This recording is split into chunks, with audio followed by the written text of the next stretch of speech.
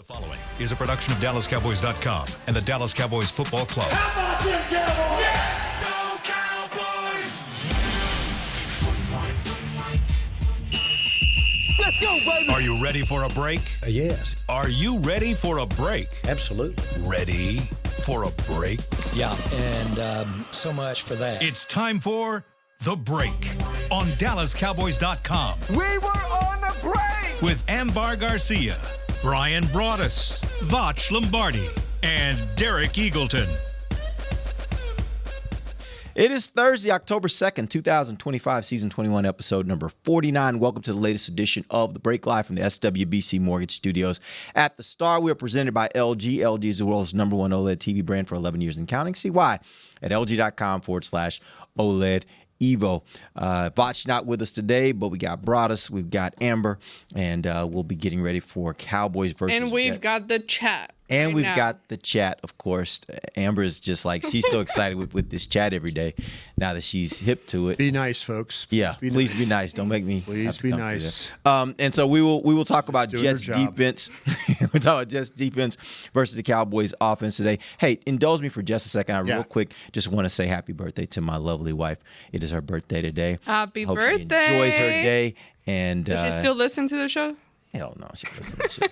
No, I'm like, this show has meant a lot for our family, and my wife just don't. But my mom does. My mom listens to every my mom episode. too. Mom's always in. Mom have will you back, never Mom. not listen. Yeah. But my wife, no, she don't listen. She got other things going on. She's working. Let's just put it like that. He's working. Anyway, let's talk. Let's talk about the injury list. This injury list just exploded yesterday. Yeah, it did. A lot of stuff on there that just kind of just popped up on everyone. Yeah. I got some indications on a couple of these things earlier in the week, but man, to see them all in one list, it was very shocking. Let's go through the list and let's talk about some of these. Obviously, we know about Tyler Booker. We know about CeeDee Lamb. I did see, though, Both yesterday. have a boot. Well, I saw yesterday there was some footage coming out of practice where CD was out of his boot. Yeah, both of them out, yeah. Oh, I thought you said both are still Both are out. Both out are of their out. boots. Yes. Both are out, So yeah. that's actually positive for both of them to be moving along. They haven't been placed on IR. Yeah. So those are positive things. Now, let's talk about Tyler Guyton and Malik Hooker and Miles Sanders. Those are three guys that got injured in the game, and we knew about those injuries. What do we know at this point about the three of them? Yeah, the thing with Guyton, the one that Smith. Did you say Smith? I didn't. We're going to get to Smith in a second. The one with Guyton, and so yeah, you're once again that they DNP'd. As we talked about yesterday, they're going to monitor again another day and see what happens with that. So as we get through today, and then Friday will be the indicator, but they feel like they're going to need one more day on both of those, and then they'll be able to make that determination after today when they get done with practice whether they're going to be available for this game this weekend. My early indications are, though, that this is going to be close. Yeah. It's going to be close on Guyton, but we'll see. We'll see with Hooker. But right now, they're going to need at least today to kind of figure out what they're going to do tomorrow. So both Hooker and Guyton are touch and go. Touch We'll and see how go, it goes. yeah, absolutely. What are you hearing about Miles Sanders? Miles Sanders is another one that's kind of a touch and go situation with them. So this might be the week that you actually see Blue get an opportunity to play. They're monitoring that situation today with how he practices, and then going forward, what they're going to be able to do with Sanders. And that one's looking a little bit touch and go right now too. All right. These were the two that popped up that I think surprised most folks. Tyler Smith jumped onto the injury report with a knee injury. He did not practice. Kevontae Turpin with a foot injury. He did not practice. Yeah. What are we hearing about those two and the amount of time that maybe they might have to miss? Yeah, they don't know about the thing. They don't know yet about the time that Turpin could miss. I mean, when I asked, like, hey, is this game, several games, couple of games, and they go, we don't know that yet, but they think it's a serious injury. You know, foot sprains are serious, so they're looking at that right now, but they don't have a gauge on exactly how long that will be. I was told on the Tyler Smith one, this is the normal that he's dealing with the tendonitis in his knee, and so this is the same thing he's been dealing with before. It's just they have to continue to monitor it. I was told, hey, this is something that is not new. This is something. Remember when he was missing early in the season. He was missing practices and things like that, and there were some questions about him. But this is the same knee. It's just something that they're going to have to kind of work through the whole entire season, they say. So how does that work when you have an injury like that? Is it one that obviously they'll manage it throughout the year? Is it one that then you get to the off season and there's a surgery you have to have? Is it one that you get to the off season and you just have to sit and wait and just let it kind of heal? And just right now in the season, you don't have time to let it heal, and that's why you have to manage it? Yeah, you don't have time. Okay. And so it's just missing practices and stuff like that. But it's not a long-term injury from the standpoint of it stretches to future years. It's more just he's going to need time, and right now you don't have time. I asked the question. I'm like, hey, is this one of those things? It's something new? And they're like, no. We knew about this injury. This is something we've been dealing with. We just put him on the report. Okay. Now, come on. Why can't we? Oh, no, you're about to say the next one. I'm like, oh, my God. Well, why can't we just...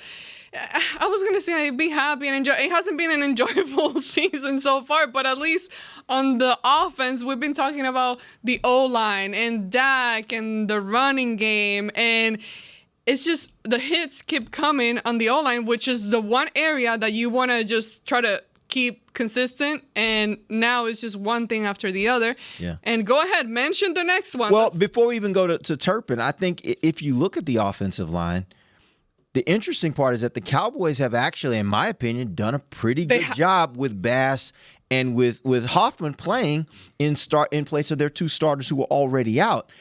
My question just becomes, how capable are they of continuing to take hits? Let's say now Guyton is out, and then let's say maybe Tyler's out. Now, at what point does it become just too much? That's what I'm saying. To like, sustain? That's a big change. Yeah, I mean, credit to them that they have the good depth they have so far, but how much depth do they have, right? Yeah, now you're into the situation with Nate Thomas potentially having to play, Steele. So you're probably looking at. I think that Smith is going to play. I think this is something that it's just every week we're going to see him on the injury report likely until they get maybe to the bye week and you have a game where you can just not play and rest. So, if I think the worst case scenario is it would be Thomas at left tackle, Smith at left guard, Hoffman at center, Bassett right guard, and then Steele at right tackle. Now, behind that, then if you have more injuries, then here we go again. Yeah. That's the things that you have to kind of be a little bit concerned about. The depth behind the depth is always going to be a problem. Right. Yeah, because there's a reason why they're the depth behind the depth. Right. I mean, right. Yeah. Right. So far, if you were looking at it, do you think that like whatever you have, let's say Nate has to go out there and play. Yeah. We've liked what he's done when he's had to go out there. Hadn't been and play, a problem at all. right? It's not been a problem. So you really don't think you take as long as Tyler can play, you feel pretty good about what you're sending out there, right? No, you absolutely do. I mean, from what you've seen so far, so good. The way they were able to match up, and we'll get into the Jets and some of the issues that they have on their defensive line. It's not injury related. It's just they have not created a bunch of pass rush. Yeah. And they've got some guys that can rush the passer. But a little bit similar to what Dallas has done. When they get pressure, they've done a good job. It's when they don't get pressure that teams have taken advantage. But if they have to go, like I say, it's just the depth behind the depth that's the biggest issue. If in fact, like I say, I think Smith is going to play in this football game. But Thomas, if you got to remember, Nate Thomas was a guy that, Philadelphia week, we were having these conversations and we were saying, oh, well, Nate Thomas, should we start him or do you bring Guyton? And, it was kind of 50-50. And they got to the point where I even asked Stephen Jones the question, in like week 2. And he said, listen, Nate Thomas is ready and he's pushing, and those guys have got to, the guys ahead of him have got to step up the games and stuff like that. And what happened the other day, we saw Nate Thomas go in the game for Steele, and Steele was completely healthy. So they're and it's something that Schottenheimer was really not interested in doing, but they want to make sure that Nate Thomas is ready for these times. Well, I can't wait for you to give us some good analysis and good positivity. Some good news about this about Jets defensive line. Desperate team theory. You want to hear about desperate team theory and all that? Yeah. Let's talk a little bit about Turpin, just because it's my belief. Man. Let me just say it's my belief last week that the reason why the offense functioned the way that it did, absent CeeDee Lamb, was about KaVontae Turpin. I agree. Turpin still provides I agree. that X factor, that guy that the defense has to really be worried about. Without him out there, how comfortable do you feel with Pickens being your wide receiver one, and then you've got Jalen Tolbert, who had a really nice catch last week, great catch, who Ryan Flanoy had a great catch last week in a situation Receivers where they overall needed played very well, right, as a group. When they all have to slide up, and those two guys have to slide up and become your wide receiver 2 and your wide receiver 3, and you lose the juice of somebody like KaVontae Turpin, how comfortable do you feel that this offense can still operate? Go for it, AG. Well, this news was very unfortunate because when we got here after that game and we talked about the game, and I think it was yesterday or the day before, we were talking about KaVontae Turpin and everything that he brings. Oh, it was a question you sent in, Bryan, when you were out. If he was a gadget player still, or is he now a reliable player at the wide receiver where you have to use him more? And I was like, okay, well, the way he's playing, why not utilize him more? And some of the concerns you had about him was, okay, his size, can he last in this league, playing so many snaps week to week? And I'm not sure. Do you guys know exactly when the injury happened?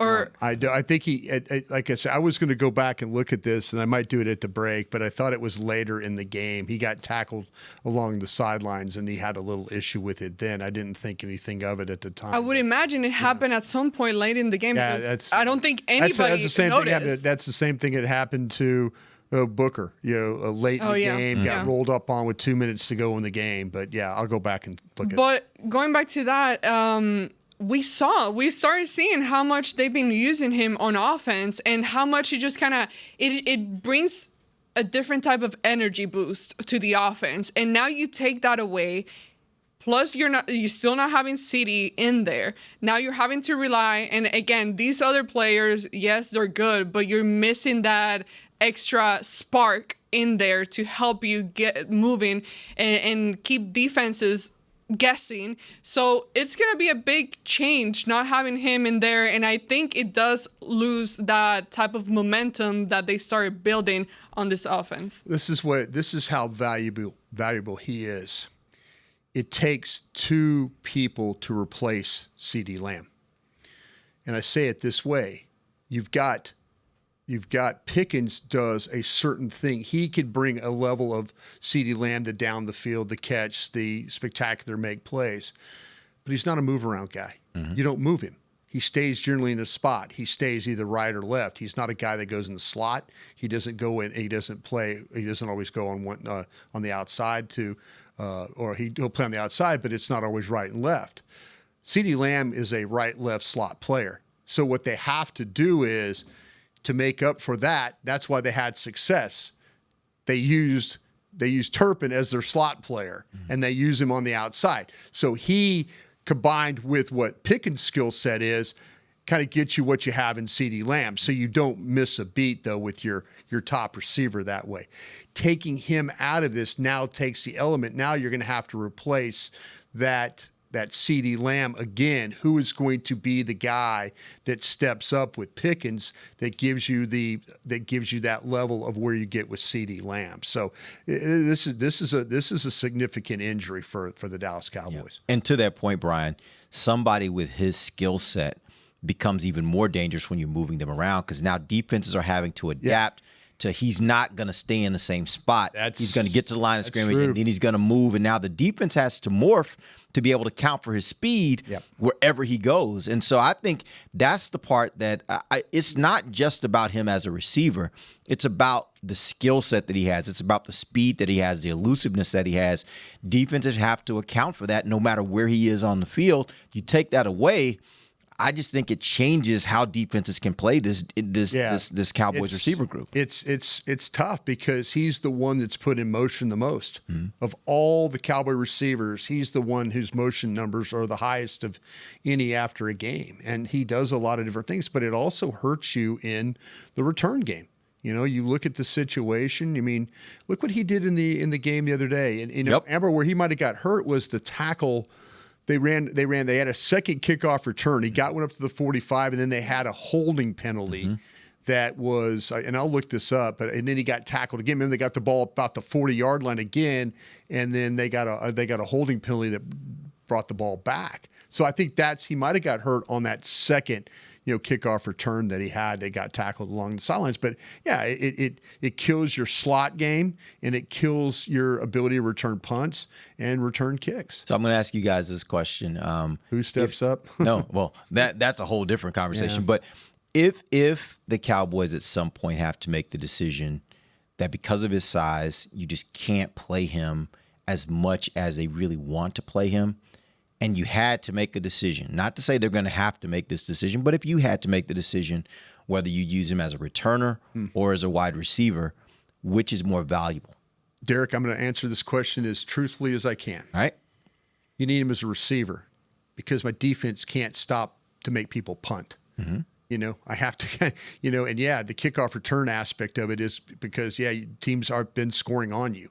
You have been giving up points. The Giants scored a massive number on you, and so did the Packers. So, you are getting the opportunity for kickoff returns. And we saw him bring the ball back to midfield and just in a blink of an eye. But in reality, though, as long as Lamb's not playing, I need him to play receiver is what I need to do. And he's a valuable special teams player. He's a Pro Bowl special teams player. But I'm getting people to punt. I haven't been able to use him as a punt returner. My defense has just not done a very good job of even doing that. Yep. So I've got to use him as a receiver.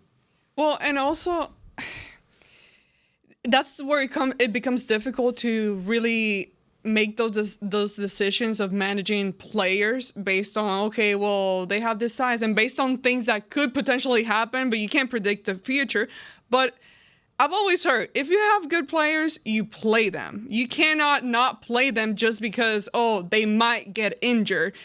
If he is not complaining and saying, hey, I'm dying out there, I'm out of breath, like, give me a quick break.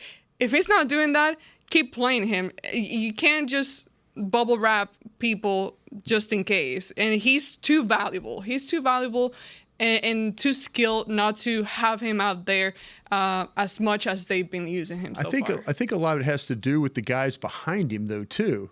Who's stepping up? You've been saying that. Yeah, Yeah. who's stepping up? I mean, last week you did. You got Tolbert played at a nice level. The whole faith in Mingo. Yeah, Mingo is starting to practice on a limited basis. That could be, you have to be very mindful of these elevations. And when you do it, you have to be almost strategic about it. You just can't say, okay, bring the guy back, but because there's some ramifications that happen with that. So this is now about what's going to happen with Flanoy, what's going to happen with Mingo, what's going to happen with Tolbert, all these guys. I mean, they're going to have to find ways to make up for a loss here. Yeah, I think the challenge there, though, is that none of them have the kind of juice that Cavante Turpin has. And I think that's the part that I'm most concerned about is where are you going to get your juice? Where are you going to get that speed? Mm-hmm. And if you don't have speed out there at some part of your offense, then defenses can play you very, very differently. Yeah. It makes everything becomes a lot easier when you don't have to deal with speed. And I shouldn't say it like that because there's some guys that can run. It ain't Cavante Turpin type speed. And so I think that's the difference maker. And that's what I think the Cowboys would lose if they don't have him on the field. All right, let's take our first break. When we come back, we'll dive into the New York Jets defense versus the Cowboys offense. We'll be back. DallasCowboys.com radio. If you can't be at the stadium, there's no better way to watch your Cowboys than on an LG OLED Evo TV. That's because everything you see is more lifelike. Every play, every hit. I mean, you might as well be on the sidelines. That's how clear it is. It's all thanks to LG's legendary technology. Perfect black, over 8.3 million self-lit pixels. No one comes close. LG OLED Evo is the best TV in the game for a reason. See for yourself at lg.com/OLED Evo. I'm home. Hey, Mom. Before you ask, I've done my homework and the dishwasher's unloaded. Nice. Hey, can you... Hey, hon, yes, I've got the finale ready to play. Here's your wine. Wow. Isn't it nice not having to ask? We think so. That's why if there's a network interruption, AT&T will proactively credit you for a full day of service, guaranteed. Credit for fiber downtime lasting 20 minutes or more, or for wireless downtime lasting 60 minutes or more caused by a single incident impacting 10 or more towers. Restrictions and exclusions apply. See att.com/guarantee for details. Hey y'all, Matt Pittman here. As the official pitmaster of the Dallas Cowboys, you know I take cookware seriously, especially when it comes to America's team. So when the Cowboys are away, I'm putting my Yeti cast iron skillets to work to make my game day favorites for friends and family. I'm talking chicken fried steak, skillet queso, and peach cobbler. And just like the Cowboys are forever, so are these heirloom cast iron skillets. Check out the full line of skillets on Yeti.com or at a Yeti store near you. If you shout, "How about them Cowboys?" you have that undeniable passion that's the heart of Cowboys Nation. And if you like to drink Dr. Pepper, you love the unique blend of its 23 flavors. Together, your one-of-a-kind fandom paired with the one-of-a-kind taste of a delicious ice-cold Dr. Pepper is the game day lineup that can't be beat. Better yet, gather your Cowboys and Dr. Pepper fan friends to watch the next game and crack open a delicious ice-cold Dr. Pepper for everyone. The wins will be even tastier. It's a Pepper thing. Don't put off getting your oil change, Dallas. Take 5 Oil Change, a proud partner of the Cowboys, is faster than you think. They're so fast, you don't even have to get out of your car. You can take advantage of Take 5's stay-in-your-car 10-minute oil change at any of their locations across the Dallas area. And remember, at Take 5, you stay in your car because they're faster than you think. That means you won't even have time to show off your best touchdown celebration. Take 5, the official oil change of the Dallas Cowboys. Back to the break. Choose perfection. Choose LG OLED Evo. Check out the best TV in the game at LG.com. Welcome back. Second segment of the break, live from SWBC Mortgage Studios. At the start of the segment, brought to you by blockchain.com. All right, Bryan, break down this New York Jet defense for us. Yeah, I think there's really 4 guys you're going to kind of have to think about in this one. And, you know, the Jets have really they've had their moments where they just have not been very good. And when they've struggled, it's generally with their tackling. They've had a last game against the Dolphins. It was really very clear that they were struggling. It matters the linebackers, the safeties. I mean, it's been a corners. They've had some problems. And what happens is when you watch them play, they're a very aggressive defense because you think of Aaron Glenn and you think about the way that he played at Detroit. And you know, they play a ton of man coverage. They also have a guy that'll travel with you, and that's Sauce Gardner. And you know, last year he wasn't so much a traveler, but now with, like I mentioned, with Aaron Glenn and this crew, that, you know, opening day against the Steelers, you know, he was with Metcalf 90% of the time. In Tampa Bay, he was with their guys 60% of the time. When you start to talk about how, you know, they and Aaron Glenn, I think it's only going to get more now that you have CeeDee Lamb in this game. George Pickens in this game. This could be a game where all of a sudden that they determine that George Pickens could be the biggest weapon, and now you travel Sauce with him. So you'll see him. He wears number 1. He's very difficult to get away from. He's a very sticky player. He takes a lot of pride in how he plays that way. He can be very physical. He's not afraid to mix things up. He's the type of guy you love to have on your team because you can do a lot of things with him. I wouldn't be surprised if, in fact, that the Jets say, okay, your best receiver, and especially if there's no Turpin in this game, your best receiver is Pickens, and now we're going to travel him with and see how that goes for the Jets. And then, but there's a price for that, because on the other side, Brandon Stevens has been just getting worked. And when you watch him, he wears number 21. And quarterbacks, He owns number, huh? Yeah, quarterbacks, exactly. Quarterbacks, when they have targeted him, have had damn near a perfect quarterback rating, is what's happened. Wow. So yeah, so through 4 games. Through 4 games. Yeah. Oof. Yeah. So it has been a real issue. Like I say, he will play. You'll see Gardner either play left or right, and then what happens? Stevens goes with the other receiver, and so then he's kind of left in that mode. And teams have stayed away from Sauce Gardner. There's reasons why. I mean, just the way I described him, he's that type of player. But on the other side, Brandon Stevens has had his share of problems. Now, you know, can you win? Teams in the first 4 weeks have been able to win against Stevens. You know, can you set things up to maybe where can you put? And we talked about it earlier with.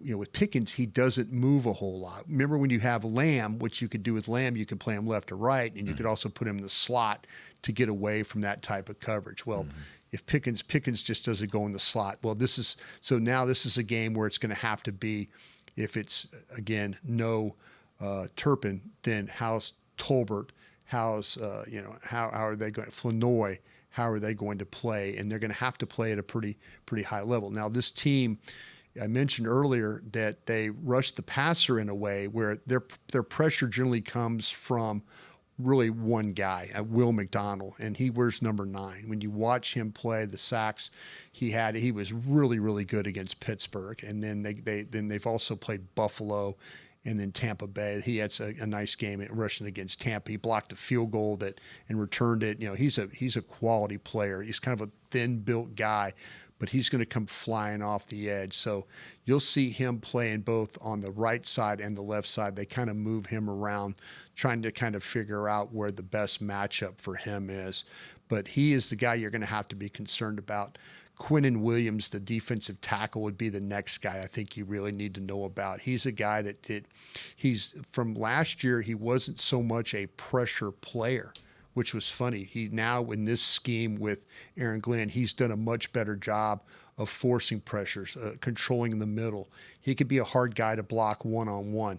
What this team has struggled with, though, when you watch them play, is they've struggled in the running game because they'll take themselves out of positions. There'll be a lot of times where all of a sudden, the snap of the ball, they'll slant, and then they're out of position and they don't recover. They'll miss a tackle, then it's a big play. You can watch 10-plus runs against these guys. They did a great job against the Steelers on opening day, and you're thinking like, whoa, Steelers didn't have a run over 10 yards. They were average like right at 3 yards a carry. But since then, some teams have been able to kind of move the ball on them a little bit running. But I think a lot of it is kind of a self-inflicted with their movement, and then they don't react very well once the movement. They go one way, take themselves out of the play, and then the ball is past them that way. So Dallas might have an opportunity to run the ball against these guys. Again, it's can you take advantage? Williams has done a great job of taking the ball, reading the blocks, and then making the cuts. That's something you're going to have to do in this football game as well to kind of get that done. So attack Brandon Stevens, the corner, number 21. Be ready for Sauce Gardner walking with Pickens or traveling with Pickens. Got to make sure you find a way. Well, that's we got Botch here in the chat. Yeah. Wait, Botch is in the chat? Yeah, like a true YouTuber. He's in here in the chat. He said, "Tell Bryan that Sauce travels because the other corner, DJ Reed, is gone, and that Pickens has filmed from last year whooping Sauce." Yeah. So even having him travel with him, there's reality. I mean, he can handle him. Pickens can handle him. I appreciate that. I can say I didn't go back to watch the Pittsburgh last year film of this, but I did watch Pittsburgh this year, which was opening day. But yeah, that's great, Vachi. I appreciate you doing that. Safe travels to you, man. But yeah, to me, if you're going to throw the ball, it's going to be on this corner Stevens. I think that Andre Sisco, who they signed from Jacksonville as a safety, I think there's going to be some opportunities in the middle of the field. Teams have run some crossers and stuff where the safeties have had to pick up. They do play a lot of man coverage. But they've allowed the second most yards allowed this season, playing a ton of that man coverage, and they're going to stay in it. So the completion percentage is really, really high against these guys too. So. But it's going to be about pressure. Can they find a way with Will McDonald to get pressure? Jermaine Johnson, those guys are, and then also with Quinnen Williams. But that's kind of where this defense is at right now, is that they've got some really good players. They just really haven't put it all together yet. Looking at what they've done, you mentioned the run defense against the Bills in Week 2. They gave up 224 yards on the ground. They were really bad. Yeah, against the Bucs, they gave up 122. Against Miami, they gave up 123. Yeah. When you think stylistically and schematically how the Cowboys like to run the ball, they've had a good running game, I think, so far this season. I don't think they've had a game yet where they've relied on the run. When you think about, again, schematically what Dallas likes to do and schematically what these other teams who've had some success like to do, how well do you think this matches up as a game where the Cowboys could possibly lean heavily on the run? They could absolutely lean heavily on it, though. I do worry, like I say, if we'll see with no Guyton, I think that might help you a little bit more because I think Thomas has a little bit more power if Guyton were to not play in this particular game. I think that it's going to be about Dallas has had the ability. They've done some really good things. You mentioned scheme-wise running the ball, but they've had Hunter Lipke at times has missed some blocks. The other day, they're still getting a lot of good work out of Span Ford and what he's been able to do at the point of attack. With McDonald and then Johnson, I'd lean on these guys. These are like these. It's kind of like what you see with the Giants. Those tall, long pass rushers want to get up the field. I think that Dallas can hammer on these guys a little bit that way. And Williams has done a really good job wherever the hole has been. They've done a really good job of he's found that hole and been able to attack it. He's not dancing around. He's just going to go. He's going to get his 4.5 yards, 5 yards, get back for the next play. And that's where I think that you have to the Jets have had some problems in the game against Buffalo. They had problems with tackling. I mentioned in the Dolphin games, tackling. They get backs that all of a sudden are kind of bouncing through there, and the next thing you know, it's they don't get a tackle, then it's an even larger play. So you just got to kind of, I think Williams can have some success scheme-wise. We've seen the pulls and things like that. What you have to worry about with, as I mentioned earlier, with this Jets defense is they'll take their front and they'll try and move it to where they'll take a risk, like they'll slant it strong, and it's run them out of some plays. It's run them out of some ties. All of a sudden they're all slanted, and now the ball's going the other way, and now everybody's out of position. And the one thing the Steelers did to them pretty good was take them one way and then take the ball back the other way. It wasn't running the ball that way, but throwing the ball. We've seen Dallas with the waggles of boots. It just shows you how much they want to try and get after the ball, and so they're gonna gamble that way. And in this game they might catch you a couple times where they slant right into what you're doing, and then be able to make those plays. But I think if Dallas stays after this, we've seen some teams the last 3 weeks have some success running the ball against these guys. All right, we're going to take our final break. When we come back, I want to talk about Jaden Blue, and maybe is this the week that, regardless of what happens with Miles Sanders, is this the week where maybe the Dallas Cowboys need to figure out how to make him active? Because speaking of that juice, maybe he gives you some of that juice that Kevontae Turpin would have provided in the event he's going to miss the game. We'll talk about that when we come back. This is DallasCowboys.com radio. Back to the break. Every day begins with a promise to work hard and to build a future. That's why we're here, providing the tools, expertise, and John Deere equipment you have relied on for generations to help you get the job done right. We're with you. That's our promise to you, because no matter the project or the challenge you're facing, We're with you. We're united. I'm home. Hey, Mom, before you ask, I've done my homework and the dishwasher's unloaded. Nice. Hey, can you... Hey, hon, yes, I've got the finale ready to play. Here's your wine. Wow. Isn't it nice not having to ask? We think so. That's why if there's a network interruption, AT&T will proactively credit you for a full day of service, guaranteed. Credit for fiber downtime lasting 20 minutes or more, or for wireless downtime lasting 60 minutes or more caused by a single incident impacting 10 or more towers. Restrictions and exclusions apply. See att.com/guarantee for details.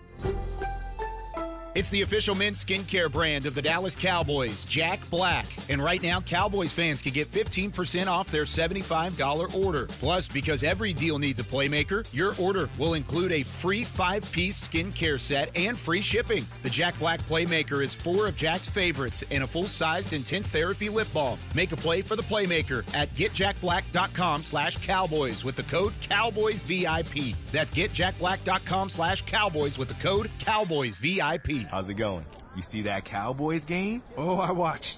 Been seeing some good things. Totally. They have some talent. Yup, some great talent. And they got some fight. Hoping this is the year. Me too.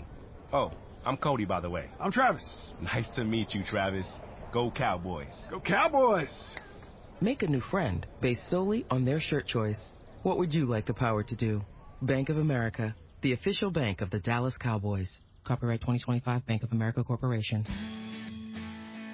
From the field to the festivities, Lucchese embodies the essence of luxury and tradition. Handcrafted with meticulous precision, each pair offers unmatched comfort and style. Stand tall while you're tailgating or cheering in the stands with the Dallas Cowboys collection by Lucchese. Shop the collection today at the Lucchese store at the Star in Frisco or online at lucchese.com. Casey, the official boot of the Dallas Cowboys and Dallas Cowboys cheerleaders. Back to the break. AT&T connecting changes everything. Welcome back. We are in the final segment of the break live from SWBC Mortgage Studios. At the start, we got about 9 minutes left on the show. Let's talk about Jaden Blue. As I mentioned earlier, my biggest concern if Turpin can't play is who will give the Cowboys offense the speed that it needs in order to make it dynamic. Jaden Blue is a guy that has some speed. He has not been active through the first 4 weeks of the season. Is this the week that it should happen? And how much does he help this offense if it does? Give us that answer, AG. I'm reading all the comments here, people asking for Jaden Blue to get in there. And we were talking about it right during the break. Tell him he's going to play this week. He better. Yeah. There's no other option. I think, week 5 now, correct? Week 5. Wow. That should... Moving. It's almost Christmas. It is crazy. But what we've heard, let me say this nicely. What we've heard about him is that maybe he's not kind of up to speed on some of the things that need to happen on the offense when you're talking about the different plays and you know, knowing the playbook. Yeah. But I say if you go back to how he was in the Hook'em world, he seemed to be a really, really good player when he was on the field and not dropping the ball and fumbling. The point I'm trying to get, you got drafted for a reason. You got drafted for a reason. A lot of studying happens with player analysis before they get drafted. It is hard for me to understand if he doesn't play this weekend.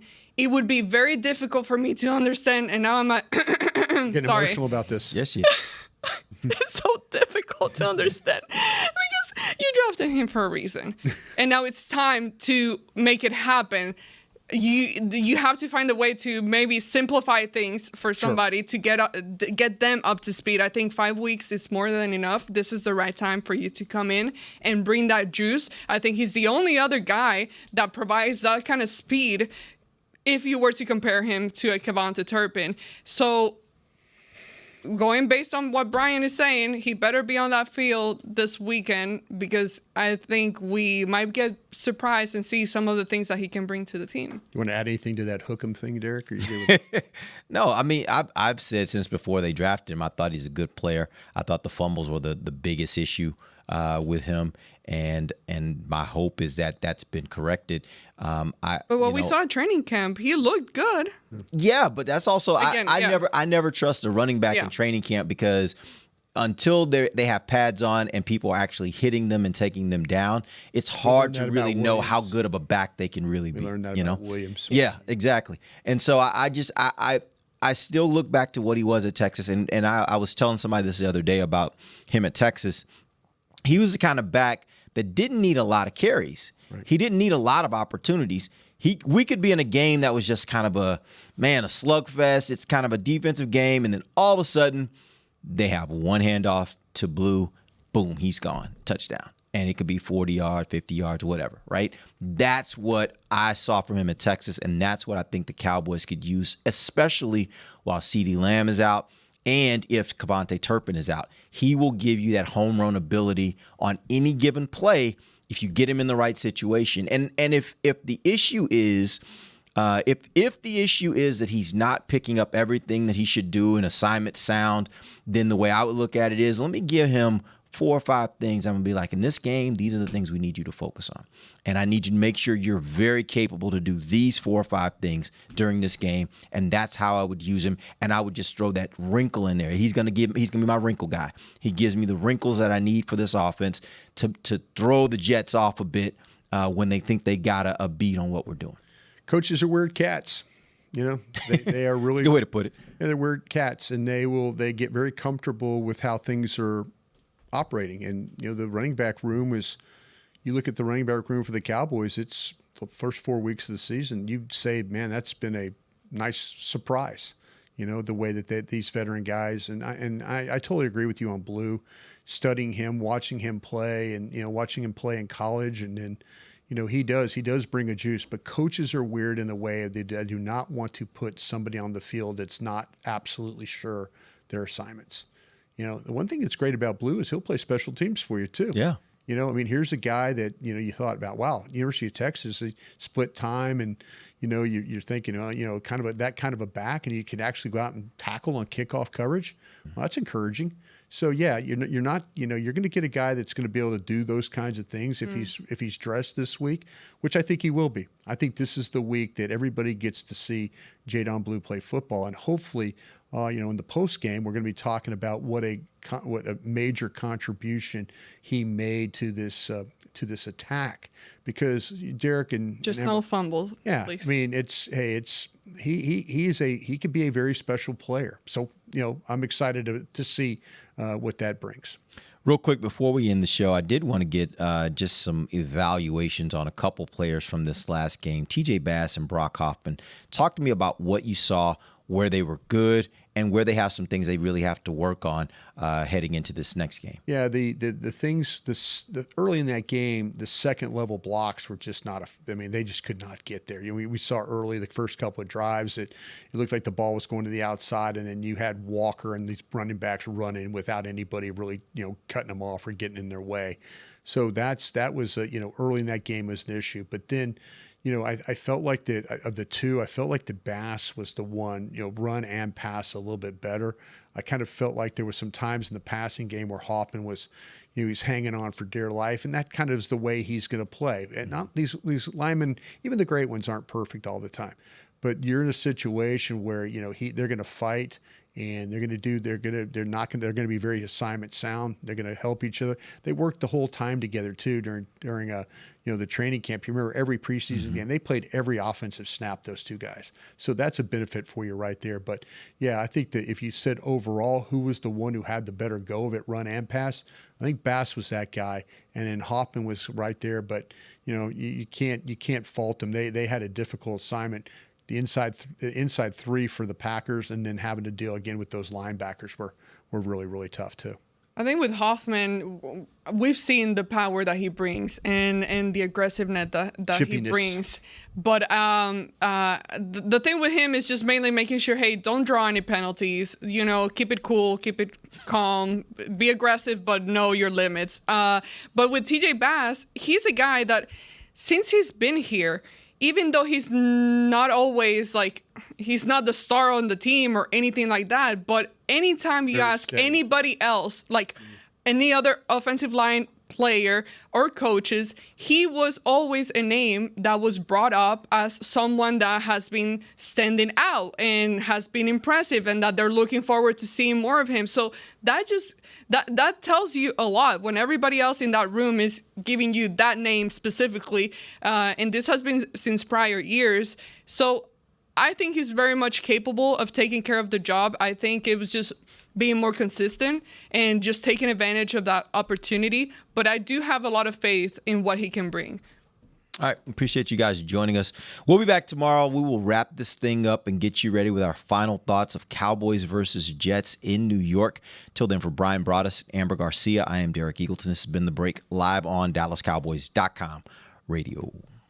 This has been a production of DallasCowboys.com and the Dallas Cowboys Football Club. How about this, Cowboys? Yeah!